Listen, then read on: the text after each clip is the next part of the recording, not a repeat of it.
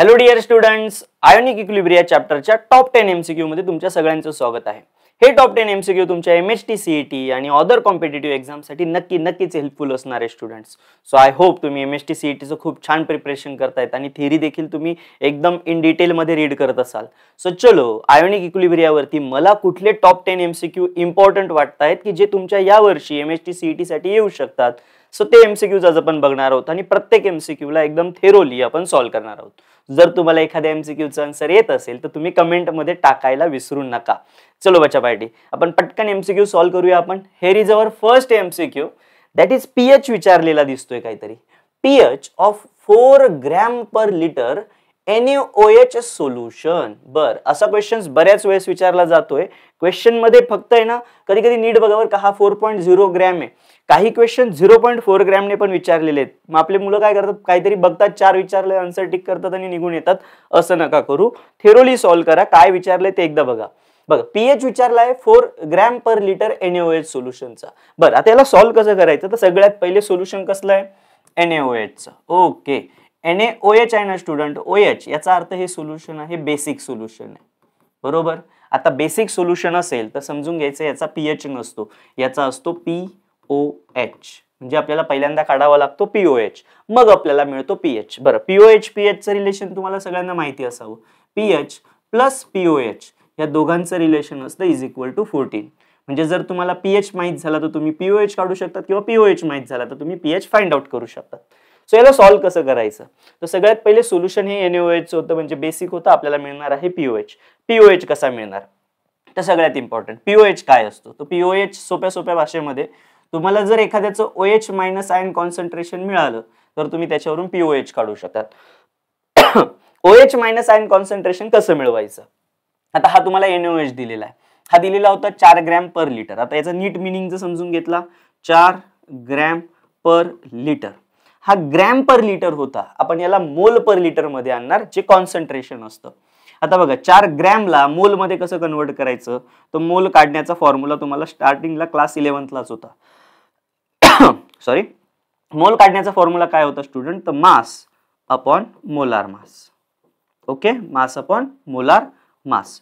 मास किती दिलेला इथे, तर 4 ग्रॅम आहे, अपॉन मोलार मास काय फंडा असतो. सोल्युशन कसलं आहे, NaOH. तर NaOH, Na मास असतं 23, ऑक्सिजनचं मास असतं 16, हायड्रोजनचं मास असतं 1. ह्या व्हॅल्यूज तुम्हाला लर्न कराव्या लागतील, कधी कधी गिव्हन असतात. सो टोटल ऍडिशन झाली 40. NaOHचं मोलर मास झालं 40. सो याला डिवाइड केला आपण 40 ने. सो 4/40 आन्सर आलं स्टुडंट 0.1. बरोबर, म्हणजे 4 ग्रॅम याचा अर्थ 0.1 मोल असा होतो. मग या 0.1 मोलला आपण पर लिटर मध्ये डिझॉल्व्ह केलं तर सोल्युशन कसं बनलं, तर 0.1 मोल पर लिटर याचा अर्थ झाला 0.1 मोलार. मोल्स पर लिटर याचा अर्थ होतो मोलार सोल्युशन.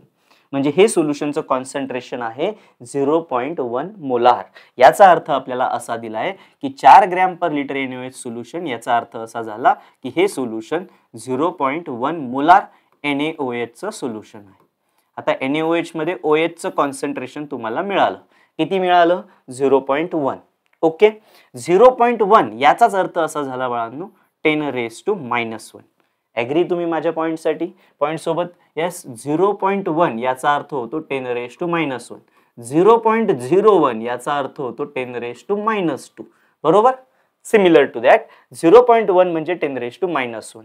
मग आता मला OHचं कॉन्सन्ट्रेशन मिळालं किती, 10⁻⁻1. 10⁻⁻1 ही जी पॉवर असते बच्चा पार्टी, हा असतो तुमचा POH. मग 10⁻⁻1 जर पॉवर आली तर याचा अर्थ याचा POH झाला 1. सो जर POH हा 1 असेल तर pH किती असला पाहिजे, तर POH ची व्हॅल्यू 1 आहे, मग मला pH काढायचा आहे. आन्सर असलं पाहिजे 14, तर pH किती असला पाहिजे बच्चा party, 13. So your correct answer must be option A, that is 13.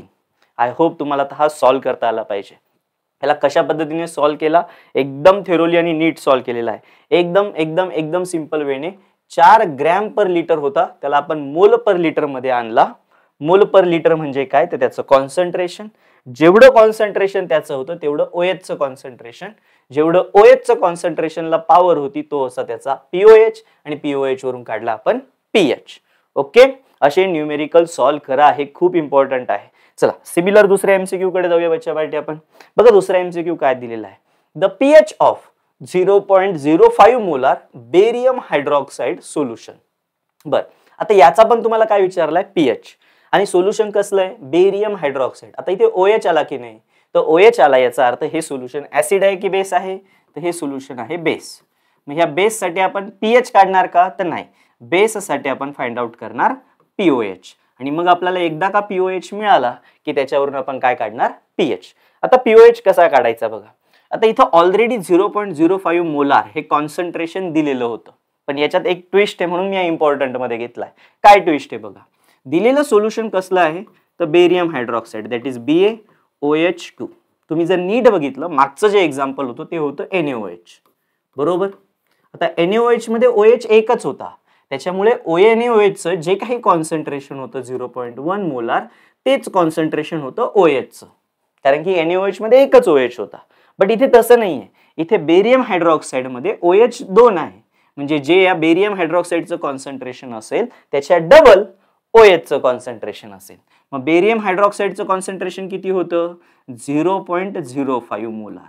Okay, but मला जर OHचं कॉन्सन्ट्रेशन विचारलं तर एका बेरियम हायड्रॉक्साइड मध्ये 2 OH असतात, म्हणजे या कॉन्सन्ट्रेशनला डबल केलं. मग OHचं कॉन्सन्ट्रेशन किती झालं, तर 0.05 मल्टिप्लाय बाय 2. जर 3 असता तर मल्टिप्लाय बाय 3, 4 असता तर मल्टिप्लाय बाय 4.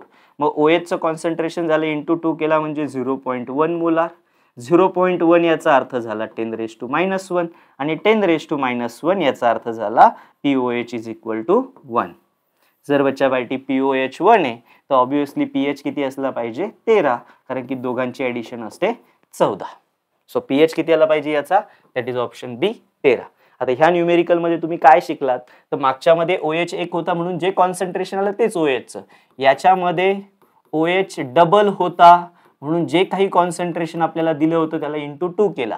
समजा असं काही दिलं असतं AlOH3, तर तुम्हाला कॉन्सन्ट्रेशन समजा 0.01 दिलं असतं, तर तुम्ही याला इंटू काय केलं असतं बच्चा पार्टी, 3 केला असता. ते तुमचं कसलं कॉन्सन्ट्रेशन राहिलं असतं, OHचं, आणि त्याच्यानुसार POH आणि त्याच्यानुसार पीएच काढला असता तुम्ही. चलो नेक्स्ट एमसीक्यू कडे जाऊया आपण. Here is our next MCQ, that is conjugate base of a strong acid. Strong ऍसिडचा कॉन्जुगेट बेस विचारलाय.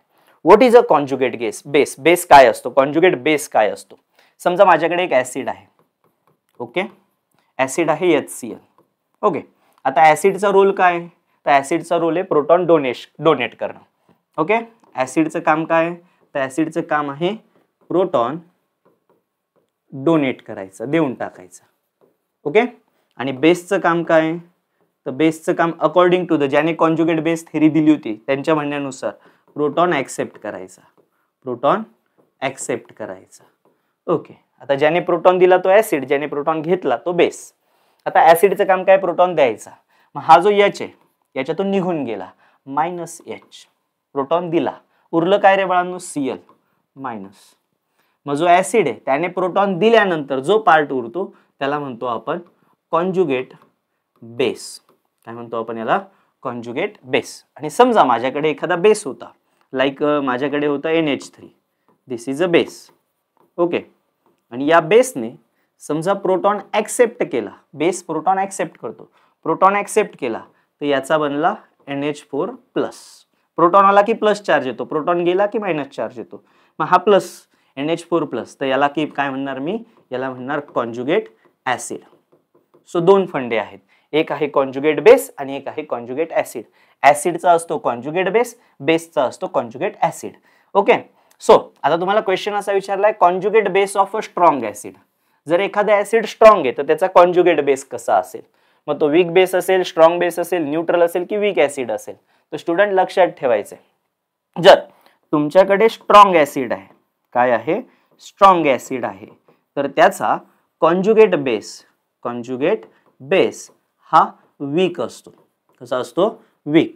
आणि जर तुमच्याकडे स्ट्रॉंग बेस आहे, काय आहे तुमच्याकडे, स्ट्रॉंग बेस आहे, तर स्ट्रॉंग बेसचा कॉन्जुगेट ऍसिड हा तुमचा वीक असणार आहे. ओके, जर ऍसिड स्ट्रॉंग तर बेस वीक, बेस स्ट्रॉंग तर ऍसिड वीक, हे अपोजिट असतं. जर कॉन्जुगेट बेस स्ट्रॉंग असेल तर त्याचं ऍसिड वीक असेल. हे एक्झॅक्टली एकमेकांच्या काय असतं, अपोजिट. म्हणजे जी पण सबस्टन्स तुम्हाला दिलेला आहे ऍसिड किंवा बेस दिला आहे, तर यांचा जो कॉन्जुगेट असतो तो त्याच्या एक्झॅक्टली कसा असतो, अपोजिट असतो. जर हा स्ट्रॉंग तर तो वीक तर हा स्ट्रॉंग, असं चालू द्यायचं आहे. मग तुम्हाला काय विचारलंय, conjugate base of strong acid. मग स्ट्रॉंग ऍसिडचा बेस कसा असला पाहिजे, तर स्ट्रॉंग ऍसिडचा बेस हा वीक असला पाहिजे. So your correct answer is option A, it must be a weak base. I hope तुम्हाला आता एमसीक्यू कळाला असेल. कॉन्जुगेट ऍसिड, कॉन्जुगेट बेस ही जर कन्सेप्ट समजून घ्यायची असेल तर आपल्या युट्यूब चॅनलवरती व्हिडिओज प्रेझेंट आहे. सो तुम्ही कॉन्जुगेट ऍसिड, बेस वगैरे या सगळ्या टर्म्स तिथे निवांत शिकू शकतात. चलो बच्चा पार्टी, नेक्स्ट एमसीक्यू कडे जाऊया आपण. Conjugate base of H2PO4. बरं, कॉन्जुगेट बेस विचारलेला आहे H2PO4 वरती.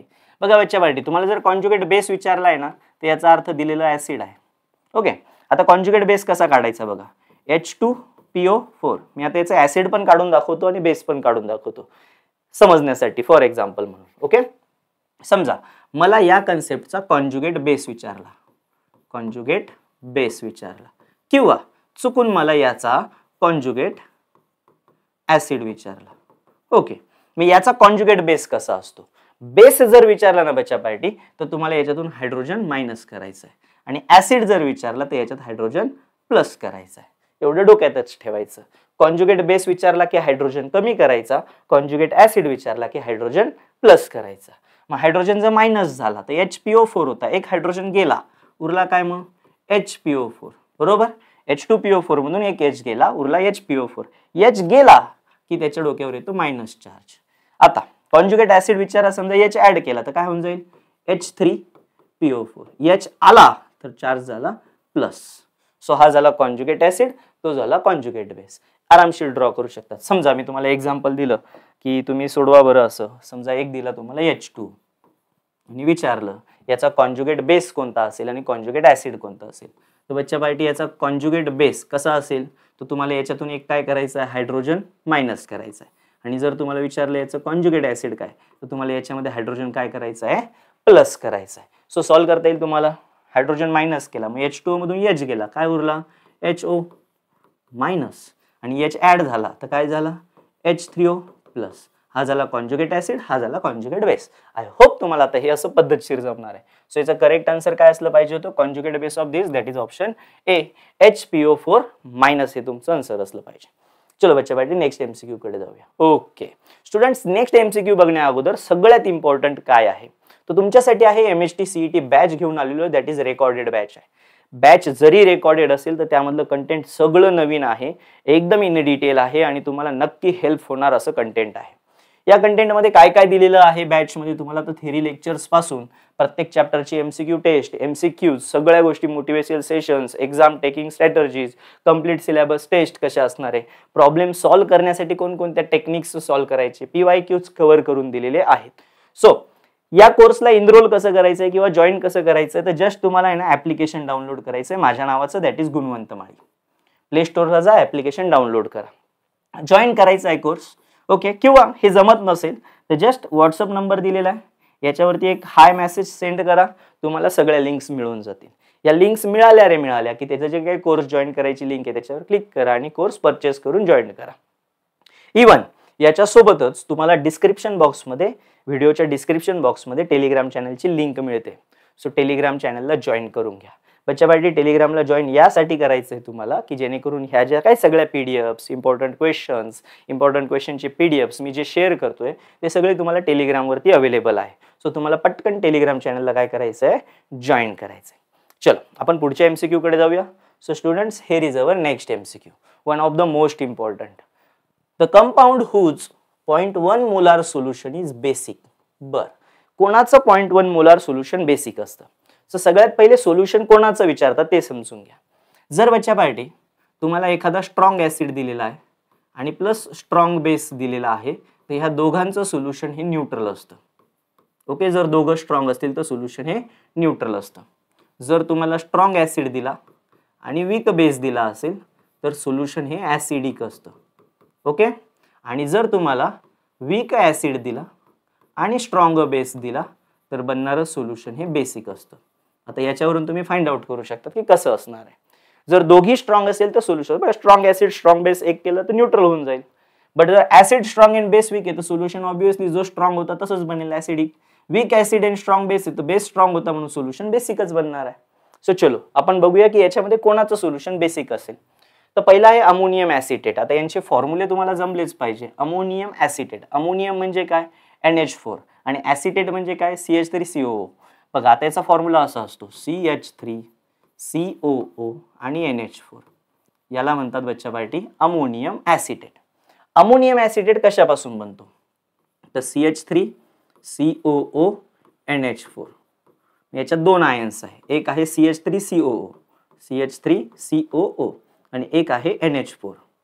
ओके, हा CH3COO कोणापासून आला तर हा ऍसिटिक ऍसिड पासून आला, दॅट इज CH3COOH पासून. आणि NH4 कोणापासून आला तर NH4 आला NH4OH पासून, दॅट इज अमोनियम हायड्रॉक्साइड पासून. हा तुमचा आहे वीक ऍसिड आणि हा आहे तुमचा वीक बेस. ओके, पुढची गोष्ट ammonium chloride. Ammonium chloride NH4 ammonium आणि क्लोराइड Cl, अमोनियम क्लोराइड कसा असेल तर अमोनियम क्लोराइड आहे सर NH4Cl. कसा स्प्लिट होणार NH4 आणि Cl. NH4 कोणापासून आला तर NH4 आला NH4OH पासून आणि Cl कोणापासून आला तर HCl पासून.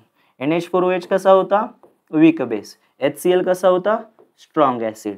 ओके, नेक्स्ट काय ammonium sulphate. Ammonium sulphate NH4SO4. Okay, हा झाला तुमचा ammonium sulphate. Sorry NH4 2 times येणार, हा झाला तुमचा अमोनियम सल्फेट. मग अमोनियम सल्फेट कसा आला NH4 2 टाइम्स SO4. मग हा स्प्लिट होतो बाळांनो NH4 प्लस आणि सल्फेट SO4 -2. मग अमोनियम कोणापासून येतो NH4OH आणि सल्फेट कोणापासून येतो तर सल्फ्युरिक ऍसिड H2SO4. हा झाला तुमचा वीक बेस आणि हा झाला स्ट्रॉंग ऍसिड. आणि लास्ट होता तुमचा सोडियम ऍसिटेट. सोडियम म्हणजे Na, ऍसिटेट म्हणजे आताच सांगितलं CH3COO, हा ऍसिटेट आणि Na, हा झाला सोडियम ऍसिटेट.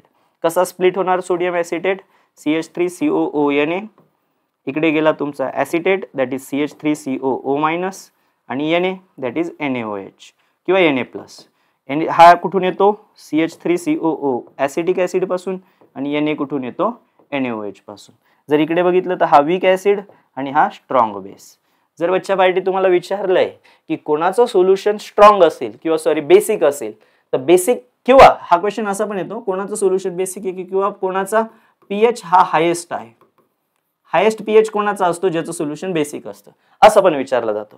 ओके, सो कोणाचं सोल्युशन बेसिक असेल किंवा कोणाचा pH हायेस्ट असेल तर ज्या सोल्युशन स्ट्रॉंग बेस आणि वीक ऍसिडचं बनलेलं असेल ते सोल्युशन बेसिक असेल. बरं हे दोघं वीक आहे तर बनणार नाही. Weak acid strong sorry weak base strong acid तर सोल्युशन हे ऍसिडिक असावं कारण की ऍसिड स्ट्रॉंग आहे. Weak base strong acid, acid strong आहे तर सोल्युशन हे ऍसिडिक बनेल. Weak acid strong base, base strong आहे तर सोल्युशन हे बेसिक बनेल. सो याचं करेक्ट आन्सर असलं पाहिजे sodium acetate, that is option D. आणि याचा pH सगळ्यात जास्त असेल कारण की बेसचा pH हा 7 पेक्षा जास्त असतो. ओके, चलो त्याच्यासाठी नेक्स्ट MCQ कडे जाऊया आपण. Hair is our next MCQ.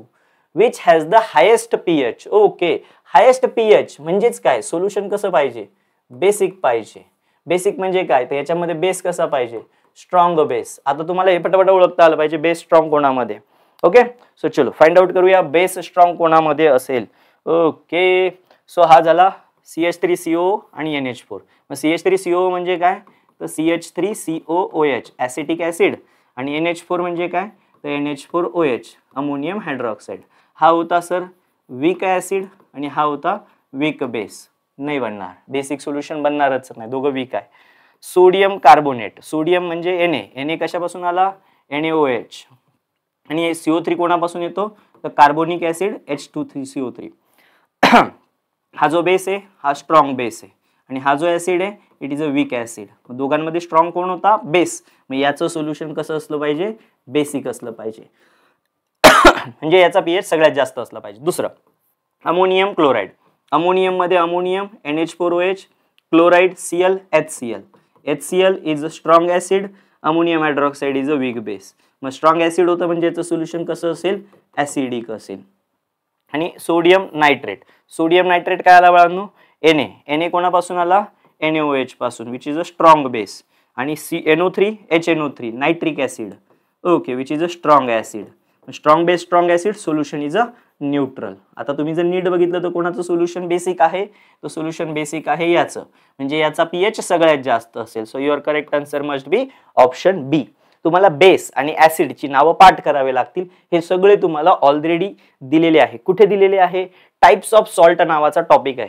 Ionic equilibria chapter काढला, राईट साईडच्या पेजला टॉपला थोडंसं 1-2 पान पलटल्यानंतर टाइप्स ऑफ सॉल्ट दिलेले आहे. त्या सॉल्ट मध्ये हे सगळे एक्झाम्पल दिलेले आणि कोण कशापासून बनतो हे पण तुम्हाला माहित असलं पाहिजे. जसं मी आता सांगतोय की CH3CO आला की ऍसिटिक ऍसिड, NH4 आला की NH4OH, Na आला की NaOH, CO3 आला की H2CO3, NH4 आला की NH4OH, Cl आला की HCl. हे असं तुम्ही 1-2-4 वेळेस जरी प्रॅक्टिस केली ना येऊन जाईल तुम्हाला. खूप काही असं डिफिकल्ट नाहीये. ओके, सो चलो नेक्स्ट MCQ कडे जायचं बच्चा party. The solubility product of aluminium sulfate. खूप IMP क्वेश्चन आहे. Aluminium sulfate is given by expression. Okay, solubility product साठी एक एक्सप्रेशन लिहायला येतं आपल्याला आणि हा रिसेंटली खूप वेळेस विचारला जाणारा क्वेश्चन होता. सो कसं असतं एक्सप्रेशन? solubility product असं दाखवतात KSP आणि याच्यासाठी एक्सप्रेशन असं लिहिलं जातं सॉरी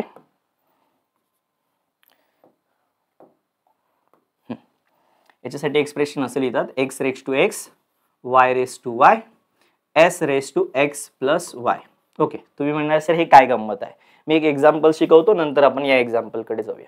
पहिलं एक्झाम्पल तुम्हाला क्लिअर करून देतो. बघा, एक सिंपल सॅम्पल घेऊया आपण मस्तपैकी.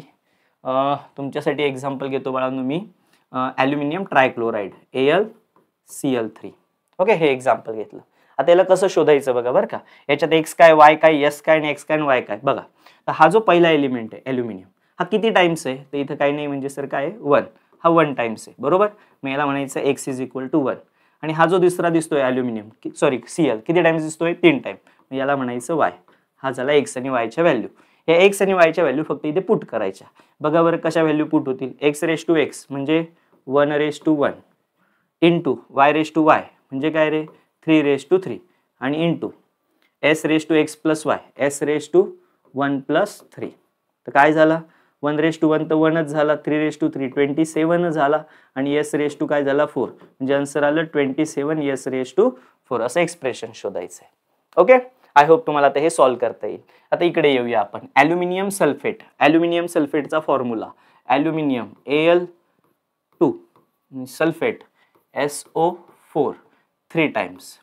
हा तुमचा फॉर्म्युला आहे बाळांनो ॲल्युमिनियम सल्फेटचा. आता याच्यामध्ये ॲल्युमिनियम किती टाइम्स आहे? 2 टाइम्स आहे. म्हणजे इथे x ची व्हॅल्यू झाली 2 आणि सल्फेट किती टाइम्स आहे? 3 टाइम्स आहे. मग y ची व्हॅल्यू झाली 3.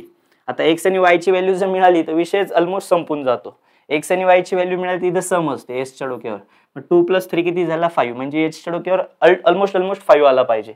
इथं 3 दिसतोय, इथे 7 दिसतोय, इथे 2 दिसतोय, इथे 5 दिसतोय. Option D is the correct one. जर 2-4 ऑप्शन मध्ये 5 दिसला असता तर काय केलं असतं? तर सॉल्व्ह केलं असतं. 2 रेस टू 2, y होता 3, 3 raise to 3, s raise to 2 plus 3. 2 raise to 2 काय झाला 4 इंटू 3 रेस टू 3 झाला 27, s raise to 5, 27 into 4 that is 108, s raise to 5. असं सॉल्व्ह केला असता. एक तुमच्यासाठी होमवर्क. जर तुम्हाला असं दिलाय अमोनियम क्लोराइड ओके NH4Cl याच्यासाठी काय व्हॅल्यू येईल?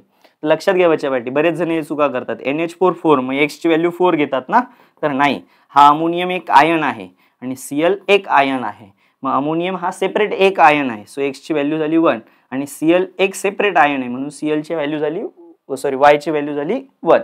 हा पण 1 आहे, हा पण 1 आहे. म्हणजे NH4 आला तर 4 नाही घ्यायचा. किंवा काही जण अशी पण गल्लत करतात Na2SO4 असा दिलाय. तर बरेच जण काय करतात Na तर 2 टाइम्स आहे म्हणजे x ची व्हॅल्यू 2 आहे पण SO4 4 टाइम्स नाही.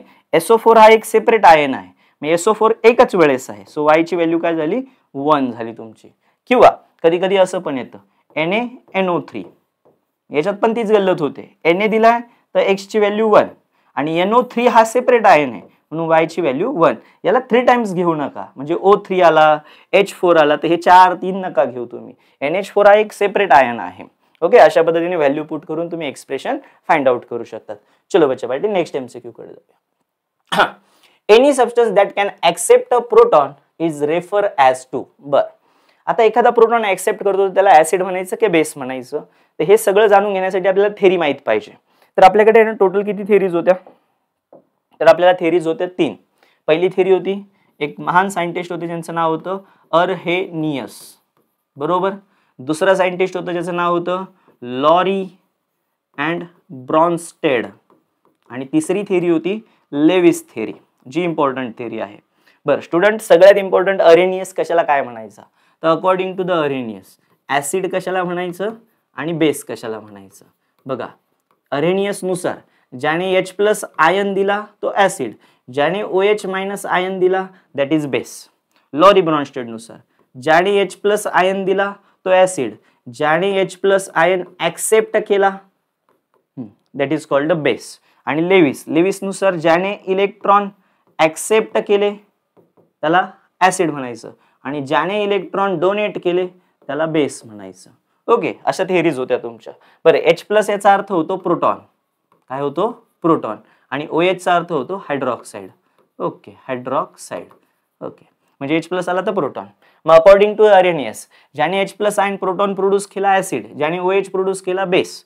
लॉरी ब्रॉन्स्टेड ज्याने H+ डोनेट केला तो ऍसिड, ज्याने H+ म्हणजे प्रोटॉन ऍक्सेप्ट केला तो बेस. लेविस ज्याने इलेक्ट्रॉन ऍक्सेप्ट केले तो ऍसिड, ज्याने इलेक्ट्रॉन डोनेट केले तो बेस. मग आता तुम्हाला विचारलंय असं की any substance that can accept proton accept करणारा कोण होता, तर पूर्ण थिअरीमध्ये हाच एक होता जो प्रोटॉन ऍक्सेप्ट करत होता, आणि तो काय होता base, according to the Lowry Bronsted. मग एक ऑप्शन मध्ये असं काही लेविस संबंधच नाही, लेविस काहीच संबंध नाही, base according to the Bronsted Lowry theory. So this is your correct answer, that is option C. Clear आहे बच्चाबाई? कसं फाइंड आउट करायचं कळालंय. हा चार्ट मस्तपैकी कुठेतरी कोपऱ्या कापऱ्यात लिहून ठेवा जो तुम्हाला खूप हेल्पफुल असेल. सो चलो नेक्स्ट MCQ कडे जाऊया. Hair is our next MCQ. तुमच्या डे टू डे लाईफशी रिलेटेड आहे, आलाच पाहिजे आणि माहित पाहिजे, सामान्य ज्ञानचा क्वेश्चन आहे.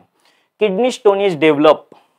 किडनी स्टोन कशामुळे होतो सांगता आला पाहिजे. कॅल्शियम ऑक्झलेटमुळे होतो, मॅग्नेशियम सायट्रेटमुळे होतो, सोडियम ॲक्झॅलेटमुळे होतो, की हायड्रॉक्झी ॲपेटाइटमुळे होतोय. सो याचं करेक्ट आन्सर असेल बच्चा पार्टी, तुम्ही गुगल केलं तरी तुम्हाला मिळून जाईल. सो याचं करेक्ट आन्सर आहे option A, that is calcium oxalate. Calcium ऑक्झॅलेटमुळे तुम्हाला किडनीमध्ये स्टोन होतो, दॅट इज किडनी स्टोन होत असतो. हा कमीत कमी बॉडीमध्ये गेला पाहिजे. दुसरी गोष्ट, हा बॉडीमध्ये जातो, पण म्हणजे जातो म्हणजे कसं, तर हा बॉडीमध्ये तयार होतो, याचं प्रेसिपिटेशन होतं, म्हणजे हा तयार होतो, खडा बनत असतो आपल्या बॉडीमध्ये जो इनसोल्युबल असतो. ओके, सो हा आपल्या बॉडीमध्ये बनतो कॅल्शियम ऑक्झॅलेट, ज्याच्याने आपल्याला किडनी स्टोन होतो.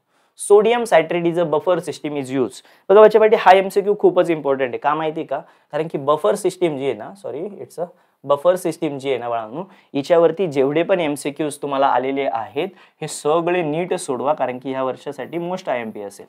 ओके, बफर सिस्टीमचे यूज, कुठला बफर आहे, ऍसिडिक आहे बफर आहे, बफर कुठे वापरतात, applications of buffer, properties of buffer वाचूनच ठेवा, खूप इम्पॉर्टंट आहे. आता इथे तुम्हाला जो बफर दिलेला आहे सोडियम सायट्रेट, तर तुम्हाला टोटल 5 बफर तुमच्या टेक्स्टबुक मध्ये आलेले आहे ऍप्लिकेशन मध्ये, तर तुम्हाला ते सोडवता आले पाहिजे. आता हा सोडियम सायट्रेट कुठे वापरतात, तर प्रेसिपिटेशन ऑफ ग्रुप 3rd साठी वापरतात का, तर नाही. Maintain the pH of soil, बिलकुल नाही. Stabilize the penicillin, yes. Penicillin antibiotic preparation साठी तुम्हाला सोडियम सायट्रेटचा वापर होत असतो. So this is your correct answer. आणि रिमूव्हल ऑफ हार्डनेस तर विषयच नाही, option C is your correct answer असला पाहिजे. सो ऍप्लिकेशन तुम्हाला तिथे रीड करायचे. चलो नेक्स्ट MCQ कडे जाऊया. ओके, टॉप 10 MCQ संपलेले बच्चा पार्टी. जे MCQs आज आपण सॉल्व्ह केले, one of the most important होते. यासारखे MCQ देखील तुम्ही प्रिपेअर करायचे. हा, सो पुन्हा एकदा तुम्हाला MST CET बॅच बद्दल जर माहित नसेल तर तुम्ही रेकॉर्डेड बॅच आपली लॉन्च आहे ऑलरेडी. जस्ट तुम्हाला ऍप्लिकेशन डाउनलोड करायचं आहे आणि जॉईन करायचं आहे कोर्सला. ऍप्लिकेशन कोणतं आहे तर गुणवंत माळी जस्ट प्ले स्टोअरला सर्च करा, भेटून जाईल, किंवा माझ्या व्हॉट्सअप नंबरवर तुम्ही हाय जरी शेअर केलं तरी तुम्हाला ते अवेलेबल होऊन जाणार आहे बच्चा पार्टी. आणि त्यातलं त्या डिस्क्रिप्शन बॉक्समध्ये टेलिग्राम चॅनलची लिंक दिलेली आहे. सो तुम्ही तिथे टेलिग्राम चॅनलला जॉईन करा. आणि सगळ्यात इम्पॉर्टंट, जर तुम्ही अजूनही व्हिडिओ आपल्या चॅनलला सबस्क्राईब केलं नसेल ना, तर सबस्क्राईब करा, कारण की तुमचं सबस्क्रिप्शनच माझ्यासाठी मोटिवेशन आहे. सो भेटूया बच्चा पार्टी आपण नेक्स्ट व्हिडिओमध्ये केमिकल थर्मोडायनामिक्स मध्ये. तोपर्यंत टाटा बाय बाय, काळजी घ्या, अभ्यास करा. बाय बच्चा पार्टी.